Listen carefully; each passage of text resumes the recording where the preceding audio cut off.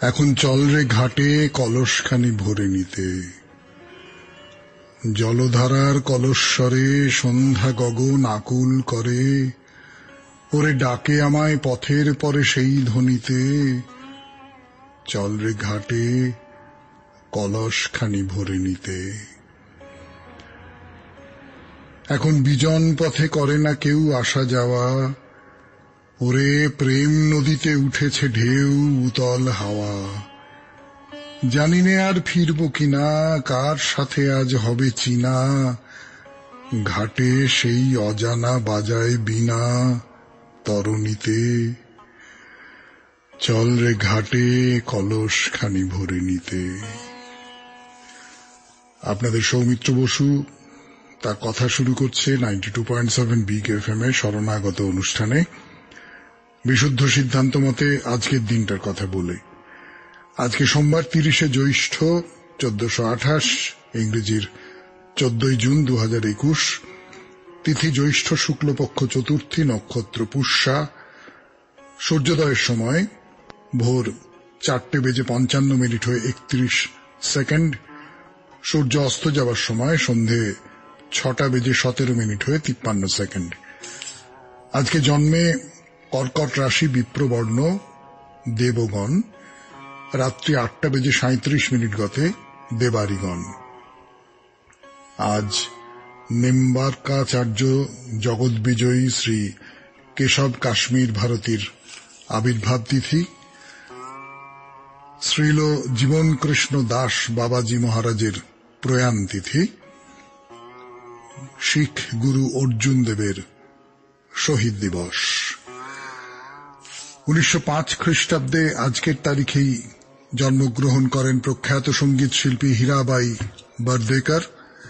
1909 খ্রিস্টাব্দে সিপিআইএম এর কেন্দ্রীয় কমিটির সাধারণ সম্পাদক EMS নামুদ্রিপাদ জন্মগ্রহণ করেন। অনাবিল হাস্যরসে স্রষ্টা ইংরেজ নাটককার জেরোম কে জেরোম দেহত্যাগ করেন 1927 খ্রিস্টাব্দে, আর 1928 খ্রিস্টাব্দে জন্মগ্রহণ করেন বিপ্লবী চে গুয়েভারা। প্রখ্যাত বৈদ্যুতিন ইঞ্জিনিয়ার ও টেলিভিশনের আবিষ্কর্তা জন এল বেয়ার্ড প্রয়াত হন 1946 খ্রিস্টাব্দে। 1963 খ্রিস্টাব্দে বিশ্বের প্রথম মহিলা মহাকাশ যাত্রী ভালেন্তিনা তেরেস্কোভা মহাশূন্যে যাত্রা করেন ভালেরি বাইকোভস্কির সঙ্গে। আমাদের হোয়াটসঅ্যাপে চিঠি পাঠাবার নাম্বার 9831922927, চিঠির গোড়ায় অতি অবশ্যই SG লিখতে হবে। আর আমাদের ফেসবুকের নাম হল শরণাগত সৌমিত্র, SHARANAGATA শরণাগত, SOUMITRA সৌমিত্র। এই শরণাগত সৌমিত্র পাতায় প্রত্যেকদিন রাত্রি 9:30টার সময় আপনাদের সৌমিত্র বসু উপস্থিত থাকে আপনাদের সঙ্গে আড্ডা মারবার জন্য। সেই আড্ডায় আপনারা স্বাগত। তাহলে এখন গানের পর আজকের দিনের যে বিশেষত্ব তার কথা বলবো, এবং সেই সঙ্গে বলবো আজকের অনুষ্ঠানে কি কি আছে। শুনছেন শরণাগত 92.7 বিগ এফএম এ, আমি আপনাদের সৌমিত্র বসু। এরপর ফিরে এলাম আজকের দিনটার বৈশিষ্ট্যের কথা বলবার জন্য। সেই বৈশিষ্ট্যের কথাটা আপনারা অনেকেই হয়তো জানেন। যখন প্রথম শুরু করি তখন কত মানুষ শোনা মাত্র চোখ কপালে তুলতেন, ওরে বাবা শরীর খারাপ হয় না? না, এমনি দেবার সময়ও তো জিজ্ঞেস করা হয়, এখনো করা হয়, ওটা নিয়ম। আগে কখনো দিয়েছেন? কতবার দিয়েছেন? আগে উত্তর দিতে বুকের মধ্যে বেশ ফুলে উঠত, এখন আর তত অবাক কেউ হন না। রক্ত দেওয়াটা এখন এতটাই সহজ হয়ে গেছে। সবাই তো জেনে গেছে রক্ত দিলে একজন মানুষের প্রাণ বাঁচে, এবং যে রক্ত দেয় তার শরীরের কোনো ক্ষতি হয় না, বরং মনে আনন্দ হয়। রক্ত ফেলার চেয়ে রক্ত দেওয়া তাই সব দিক থেকেই ভালো। যে অভাবটুকু হয় শরীর অবিলম্বে সেটা পূরণ করে নেয়। আমার গ্রাম সম্পর্কে একটি মামা, তার নাম স্বরূপ দাস, বয়সে অনেক ছোট বলে সেই আমাকে মামা বলে ডাকে। গ্রামের দিকে যেরকম হয়, আমাদের গ্রাম তো 10 ঘরা। সে আমাদের গ্রামেই থাকে, আমাদের উল্টো দিকের বাড়িতে। প্রতি বছর সে তার বিবাহ বার্ষিকীর দিন রক্তদান শিবির করে, আর সেই দিনটা আমাকে যেতেই হবে। তো এই কোভিডের কারণে তো বন্ধই হয়ে গেল, আর কি করা যাবে। ওহো, যে কথা বলতে বলতে এত সব কথা উঠে পড়লো। আজকে আপনারা সবাই জানেন আন্তর্জাতিক রক্তদান দিবস, ওয়ার্ল্ড ব্লাড ডোনার ডে। এবারে বলি আপনাদের আজকের অনুষ্ঠান সম্পর্কে। আজকে প্রথমে তো পুরাণ চিরন্তন। পুরাণ চিরন্তনে আপনারা শুনছেন ওই সূর্যের স্ত্রী সংজ্ঞা স্বামীর তেজ সহ্য করতে না পেরে পালিয়ে গেছেন, তার জায়গায় তার মতো দেখতে ছায়াকে রেখে গেছেন। এবার তাদের সন্তান সন্ততি হয়েছে, তার ফলে কতগুলো সমস্যা তৈরি হয়েছে, সেই সমস্যাগুলোর কথা বলবো আজকে আপনাদের। তারপরে প্রণবী তোমারে স্বামী বিবেকানন্দের চোখে নারী এবং মেয়েদের তিনি কিভাবে দেখতে চাইছেন, কিভাবে তার ছাত্রছাত্রীদের শিক্ষিত করছেন, মেয়েদের যে আদর্শ তার মনের মধ্যে আছে সেই আদর্শ কিভাবে সঞ্চারিত করে দিতে চাইছেন স্বামী বিবেকানন্দ, সেই সব কথা শোনাবো আপনাদের। তারপরে হেমহাজীবন। হেমহাজীবনে গতদিন যার নাম বলেছিলাম, যার কথা বলেছিলাম, তার নামটা বলবো আজকে। এবং আজকে নতুন একজন মানুষের কথা বলবো। কথা যত না তার চেয়ে বেশি কিংবদন্তি বলতে পারেন। চিঠিপত্রের উত্তর এবং তারপর বাইরে দূরে কল্পেশ্বর মন্দিরে যাবার কথা। পঞ্চকেদারের শেষ কেদার কল্পেশ্বর। তাহলে এই হলো আমাদের অনুষ্ঠান পরিচিতি। আপাতত একটু গানের পর ফিরে আসছি। পুরাণ চিরন্তন 92.7 বিগ এফএম এ শুনছেন শরণাগত জীবনের সহজ পাঠ, অথবা হোক জীবনের সুর বদলও বলতে পারেন। 92.7 বিগ এফএম এ শরণাগত অনুষ্ঠানে শরণাগত এখন সময় পুরাণ চিরন্তনের। কে যাকে বলে রোমাঞ্চকর গল্প, তাই না? সূর্যের স্ত্রী সংজ্ঞা স্বামীর তেজ সহ্য করতে না পেরে পালালেন, তার জায়গায় রেখে গেলেন হুবহু তার মতো দেখতে ছায়াকে। বলেছিলেন কি এর মধ্যে 3টি ছেলে মেয়ে হয়েছে সংজ্ঞার, অন্যদিকে আবার ছায়ার গর্ভেও হয়েছে সূর্যের 3টি সন্তান। মানে সোজা কথায় ছায়াকে 6টি সন্তানের দায়িত্ব সামলাতে হয়। এখন দেখুন, নিজের ছেলে আর পরের ছেলের মধ্যে আচার ব্যবহারের একটা ফারাক তো থাকা উচিত নয়, কিন্তু থাকবেই না। ছায়া খুব ভালো মেয়ে, সে যে ইচ্ছে করে এমনটা করে তা হয়তো নয়, কিন্তু হয়ে যায়। আর এটা তো আপনারা সকলেই জানেন যে বড়দের আচরণের কোন রকমের তফাৎ সেটা বাচ্চা ছেলে মেয়েদের চোখে ধরা পড়ে যাবেই। আর সংজ্ঞার বড় ছেলের নাম হলো যম। আগে হ্যাঁ, সেই মৃত্যুর দেবতা যম। তো বুঝতেই পাচ্ছেন সে ছেলে বেশ রাগী ধরনের।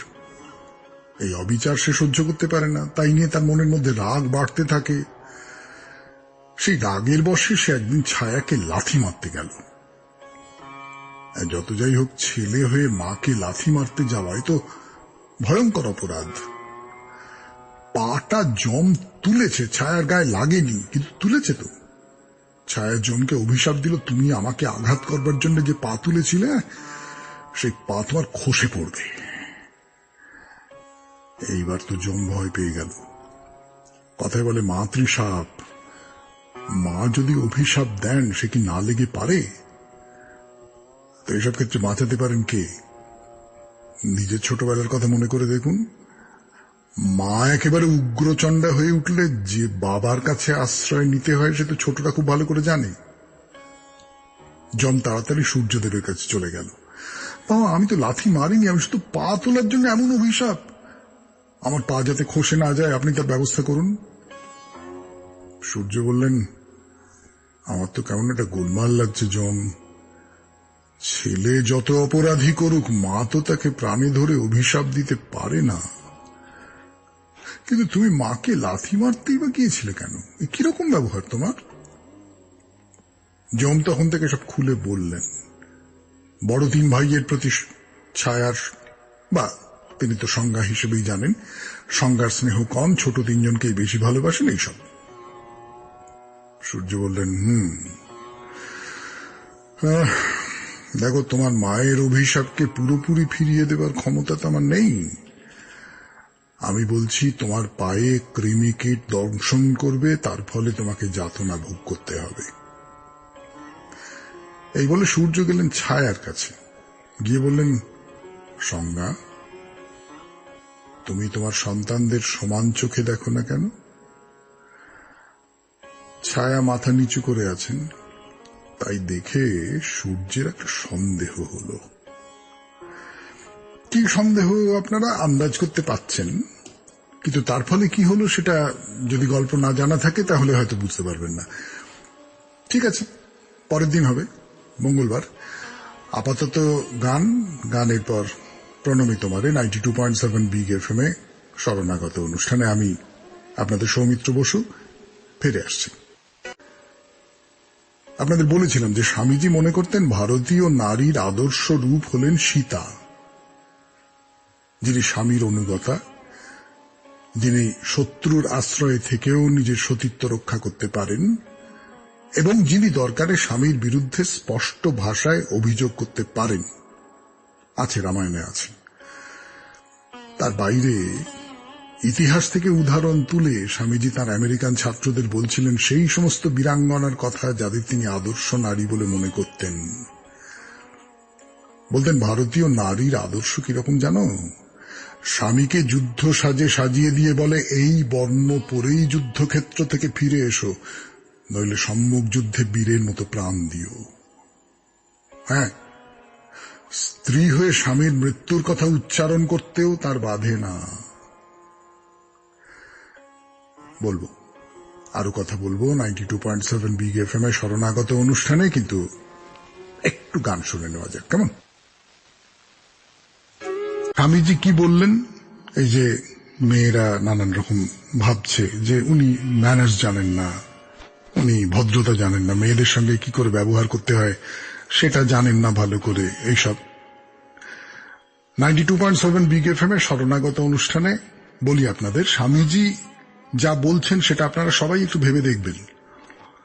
তিনি বলেন, আচ্ছা, কেন আমি তোমাদের মেয়েদের আলাদা করে দেখব? কেন ধরে নেব যে আহা তোমরা দুর্বল, তোমরা পারবে না, তোমাদের সামনে সাবধানে রয়ে সয়ে ব্যবহার করাটাই ছেলেদের উচিত? তোমরা যদি বৃদ্ধা হতে, যেমন কোন বৃদ্ধের বেলাতেও আমি নিশ্চয়ই উঁচু নিচু জায়গায় হাত বাড়িয়ে দিতাম সাহায্য করবার জন্য। নিশ্চয়ই আমি তাদের সামনে এমন কিছু করতাম না যাতে তার কোন রকম শারীরিক অসুবিধে হয়। কিন্তু তোমরা তো তা নও। তোমরা নারী হয়ে জন্মেছ, কিন্তু ছেলেদের থেকে কিসে কম? আমি তোমাদের দুর্বল বলে মনে করে অপমান করতে যাব কেন? ঠিক, ঠিকই তো। এর সঙ্গে যেটা বলবার, মেয়েদের প্রতি বা বলা ভালো নারী জাতির প্রতি স্বামীজির যে শ্রদ্ধার অভাব ছিল তা তো একেবারেই নয়। মা ভুবনেশ্বরীকে তিনি কি চোখে দেখতেন তা তো আমরা সবাই জানি। এই শরণাগত অনুষ্ঠানে কতদিন ধরে তাই নিয়ে কথা হয়েছে। মা শারদাকে তিনি কি চোখে দেখতেন তাও আমাদের অজানা নয়। শিকাগোতে যাওয়া তিনি দিনের পর দিন পিছিয়ে দিচ্ছেন, কারণ ঠাকুর আর মায়ের আদেশ ছাড়া তিনি যাত্রা করতে পারবেন না। আজ বেশ বেশ, এরা না হয় মা, গুরমা, এদের কথা আলাদা, কিন্তু ক্ষেত্রীর মহাজার রাজের প্রাসাদে সেই যে বাইজি, যাকে দেখে স্বামীজি প্রায় চলেই যাচ্ছিলেন, তার গান শুনে তিনি তার কাছে স্বীকার করেননি যে এই শিল্পীর মধ্যে তিনি তার দেবীকে দেখলেন। কায়রোর সেই বারাঙ্গনারা, আমরা তো বলেছিলাম সেই গল্প, তাদের মধ্যে মাতৃমূর্তি দেখে স্বামীজি কাঁদেননি। যদি মনে মনে মেয়েদের অসম্মান করতেন তাহলে কি এইসব ঘটনা ঘটত? আসলে মেয়েদের সম্মান করেছেন বলেই তিনি তাদের জন্য আলাদা রকম কোনো আচার ব্যবহারকে প্রশ্রয় দেননি, আলাদা কোনো সুবিধে পাইয়ে দেবার কথা ভাবেননি। আসলে স্বামীজি বরাবর দেখতেন মানুষটিকে, মানুষটির সামর্থ্যকে। যেমন ধরুন, প্রচুর রাজা মহারাজার সঙ্গে মেলামেশা করেছেন তো তিনি, তারা কিছু দিতে চাইলে সেটা গ্রহণ করেছেন, কিন্তু গরিব মানুষের দান নিতে তার কুণ্ঠা ছিল। আর তার মধ্যে যেটা ছিল মানুষের উপকার করা, যারা দুর্বল, যারা দরিদ্র, যারা অসহায়, তাদের পাশে এসে দাঁড়ানো। কোন অসহায় মানুষকে দেখলে তার অসহায়ত্ব দূর না করতে পারা পর্যন্ত তার প্রায় একটা শারীরিক কষ্ট হতো। আজও তার জন্মদিনে দরিদ্র নারায়ণের সেবা করা হয়, এবং সেই দিনটা উচ্চবর্ণের মানুষ যারা, ব্রাহ্মণ, কায়স্থ, নিয়ম হলো তারা তথাকথিত নিচু জাতের লোকেদের পরিবেশন করবেন। এই ছিলেন স্বামীজি। তাহলে আজকের মতো শেষ হলো প্রণমী তোমারে। এরপর হে মহাজীবন 92.7 বিগ এফএম এ শরণাগত অনুষ্ঠানে প্রথমে বলি গতদিনে যে মানুষটির কথা বলেছিলাম আপনাদের, তার নাম, তারপরে তো নতুন কারোর কথা। ফিরে আসছি গানের পর। গতদিন যে মানুষটির কথা বলেছিলাম মনে আছে আপনাদের? 92.7 বিগ এফএম এর শরণাগত অনুষ্ঠানে প্রথাগত অর্থে খুব বেশি পড়াশোনা করা হয়ে ওঠেনি, মানে স্কুল কলেজের পড়াকে যদি পড়াশোনা বলে ধরে নেওয়া যায়। কিন্তু ওই প্রমথ চৌধুরীর একটা কথা আছে না, প্রতিটি সুশিক্ষিত লোকই আসলে স্বশিক্ষিত। অন্য কেউ লেখাপড়া করাতে পারে না, নিজেকেই পড়াশোনাটা করতে হয়, শিক্ষিত হতে হয়। তাই এর বেলাও তাই। নিজের চেষ্টায় কত কি জেনেছেন সে কথা জানিয়েছেন মানুষজনকে। সিপাহী বিদ্রোহের বিশাল ইতিহাস লিখেছেন 5 খণ্ডে। মানুষটির নাম এবার বলি, তার নাম রজনীকান্ত গুপ্ত। জন্ম 13ই সেপ্টেম্বর 1849, আর প্রয়াত হন গতকাল 13ই জুন 1900 খ্রিস্টাব্দে। এরপর নতুন একজনের কথা 92.7 বিগ এফএম এ শরণাগত অনুষ্ঠানে আমি সৌমিত্র বসু ফিরে আসব, অপেক্ষা করুন। আজকে যে মানুষটির কথা বলবো এই শরণাগত অনুষ্ঠানে 92.7 বিগ এফএম এ, তাকে নিয়ে অনেক তর্ক আছে। তিনি ঠিক কোন সময়কার মানুষ তা বলা খুব মুশকিল। ওই একই নামের একাধিক কবি একসঙ্গে ঢুকে পড়েছেন কিনা তার পরিচয় বৃত্তের মধ্যে তাই বাকে জানে। মানে সবটা মিলিয়ে একটা খুব জটিল অবস্থা। তা সে অবস্থা নিয়ে কুটকচাল না করে আমরা তাকে নিয়ে বরং গল্প শোনাই আপনাদের, যাকে কিংবদন্তি বলে, যার সত্যি কোনো তথ্য প্রমাণ নেই। তিনি একজন কবি, ব্রাহ্মণ পূজারী, গ্রামের এক মন্দিরে পুজো করেন আর নিজের মতন করে কাব্য রচনা করেন। রাধা কৃষ্ণকে নিয়ে কবিতা, রাধার ভালোবাসা, কৃষ্ণের ভালোবাসা। এ তো আমরা সবাই জানি যে এই রাধা কৃষ্ণের ভালোবাসাটা ছিল পরকীয়া। রাধার স্বামী ছিল একজন, সে স্বামী বা স্বজনদের লুকিয়ে কৃষ্ণের সঙ্গে তার সম্পর্ক তৈরি হয়েছিল। তা কিংবদন্তি বলে আমাদেরই যে কবি, তারও এমনই একটা সম্পর্ক ছিল। সে এক নিচু জাতের মেয়ে, তথাকথিত নিচু জাত। এই ভালোবাসার কথা নিয়ে কবির কোনো লুকোছাপা ছিল না। আমার হঠাৎ মনে পড়ে গেল রবীন্দ্রনাথের একটা কবিতা। সেখানে রবীন্দ্রনাথ বৈষ্ণব কবিকে ভারী সুন্দর একটা প্রশ্ন করছেন যে, হে বৈষ্ণব কবি, তুমি যে রাধা কৃষ্ণের ভালোবাসাকে এঁকেছ, তা কি সত্যি পুরোটা কল্পনা করে? এর মধ্যে তোমার নিজের জীবনের ভালোবাসা কোথাও মিশে যায়নি? তা আমাদের এই যে কবির কবিতা, তার মধ্যেও হয়তো তার নিজের জীবনের ভালোবাসা মিশে গিয়েছিল। তার ফলেই সেই কবিতাগুলো এত সত্য হয়ে ওঠে, একেবারে আপনার আমার মনের কথা বলে মনে হয়। কাউকে খুশি করবার জন্য লেখা নয়, কাউকে মুগ্ধ করবার জন্য লেখা নয়। আমার মনে হচ্ছে, আমার বলতে ইচ্ছে করছে, তাই বলছি, এমন করে লেখা। কিন্তু সমাজের যারা মাথা, চণ্ডী মণ্ডপে হুঁকোর ধোঁয়া উড়িয়ে যারা ন্যায় অন্যায়ের বিধান দেন, তারাই অবৈধ প্রেমকে মেনে নেবেন কেন? সমাজের একটা বাধা তৈরি হলো, প্রবল বাধা। কবির শেষ পর্যন্ত কি হলো তা নিয়ে নানান রকম গল্প আছে। একটা গল্প হচ্ছে যে সবাই মিলে তাকে মন্দিরের কাছ থেকে তাড়িয়ে দেওয়া হলো। নিচু জাতের মেয়ের সঙ্গে প্রেম করেছে, তুমি অসুচি হয়েছ, এর শাস্তি তোমাকে উপবাসে প্রাণত্যাগ করতে হবে। উপবাস করলেন কবি, মৃত্যুও হল, কিন্তু শ্রাদ্ধের দিন ফিরে এলেন আবার এই পৃথিবীতে। এটা একটা গল্প। আর একটা গল্প আছে, এই সরল গ্রাম্য কবিকে দেখে নাকি কোনো এক বেগম মুগ্ধ হয়েছিলেন। এই অপরাধের শাস্তি হিসেবে কবিকে হাতির পেছনে বেঁধে বেত মারতে মারতে মেরে ফেলা হয়। না, এইসবের মধ্যে সত্যি কতটা আছে আমি সত্যি সত্যি জানি না, কিন্তু একটা সত্যি হয়তো আছে, জানেন, এমন ভালোবাসার কবিতা যিনি লিখতে পারেন তার জীবন ছিল অফুরান ভালোবাসার উৎস। এই বিশ্বাস থেকেই হয়তো গল্পগুলো বানিয়েছেন সাধারণ মানুষ। শেষ হলো হে মহাজীবন। এরপর আপনাদের চিঠিপত্রের উত্তর 92.7 বিগ এফএম এর শরণাগত অনুষ্ঠানে। আমি আপনাদের সৌমিত্র বসু। 92.7 বিগ এফএম এর শরণাগত অনুষ্ঠানে চিঠিপত্র পড়ছি এই চিঠিটা দিয়ে। সুপ্রভাত। কয়েকদিন আগে রামপাড়া কালী মন্দিরের কথা বলা হয়েছিল। এই রামপাড়া কোন ব্লক ও জেলার অধীন? এটা হুগলি জেলায়, কলকাতার খুব কাছে, এই 35 কিলোমিটারের মতো।